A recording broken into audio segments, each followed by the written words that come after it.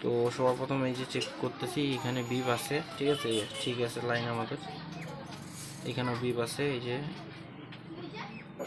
Beep আছে।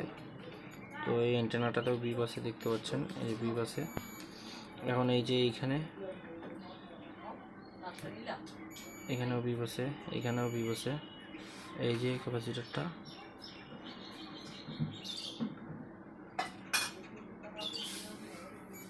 এখানেও beep আছে, দেখতে পাচ্ছেন। এখন এখান থেকে আইসির ভিতরে আপনার যদি এই নেটওয়ার্ক অ্যান্টেনাটা যদি প্রবলেম হয়, এটা সোল্ডিং দিয়ে একটু ভালো করে ফিট করে দিবেন।